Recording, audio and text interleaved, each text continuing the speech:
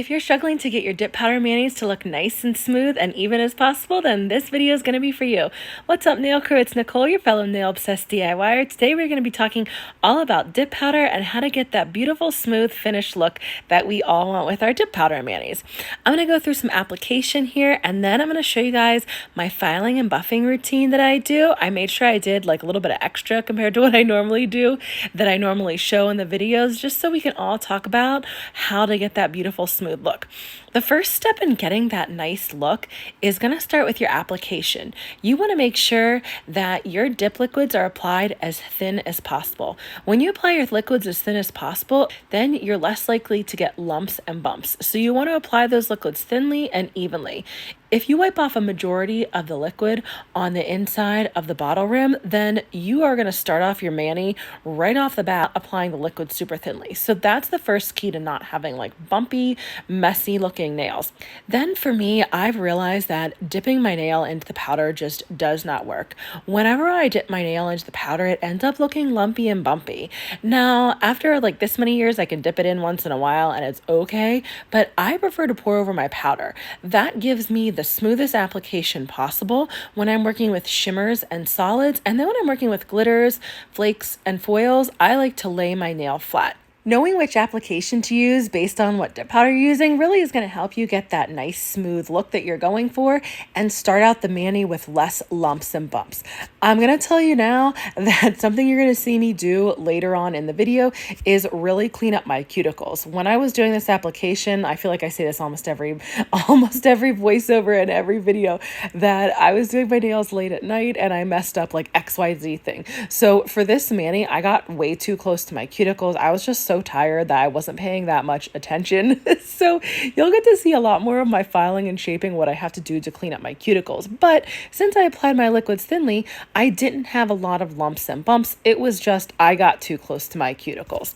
Continuing with the application, if you don't have some kind of base under your nails, then you're going to want to build an apex. I already have my apex built with builder gel. I keep that on my natural nails at all times, either builder gel or rubber base.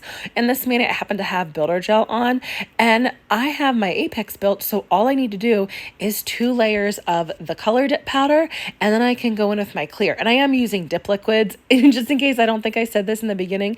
This is dip liquids that we're talking about, so they dry on their own. Unlike gel liquids, if you're doing your dip with gels, you're going to have to cure those. So I'm talking today all about how we do this with dip liquids.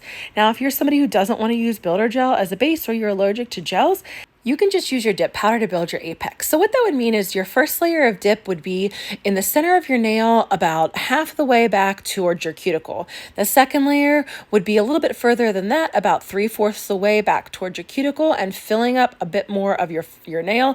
Then the third and fourth dips would fill your entire nail like you see me doing here. Some people like to do 5 and then have their 5th dip be the clear dip powder over their entire nail.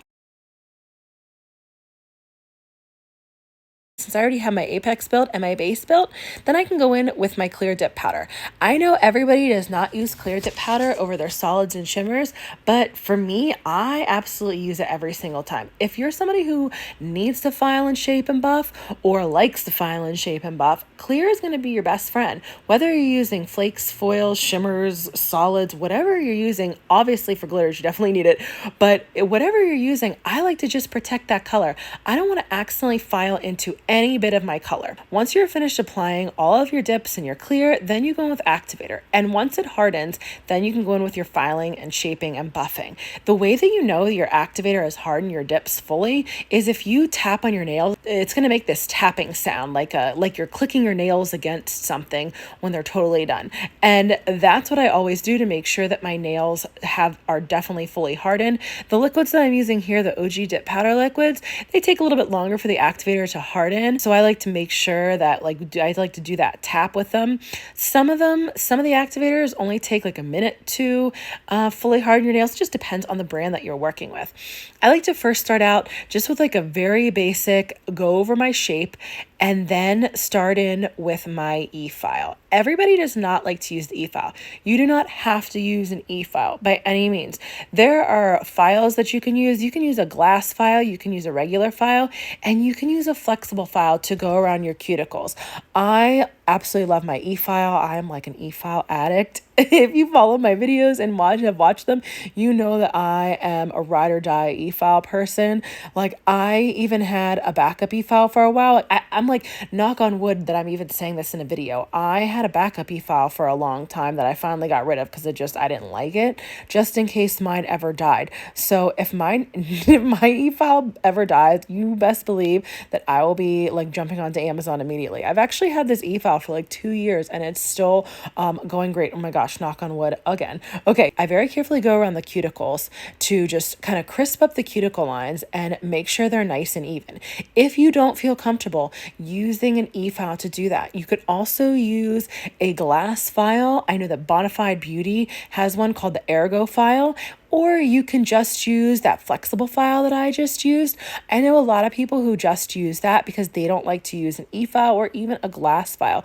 They like just using that flexible file since you can get really close to your cuticles and it is really hard to cut yourself with that. I mean, I'm sure it's possible. Actually, I think I did cut myself one time with a buffing block. I don't even know how. I mean, that's just like something I would do. The gold bit that I was using first is a very, very sharp E-file bit.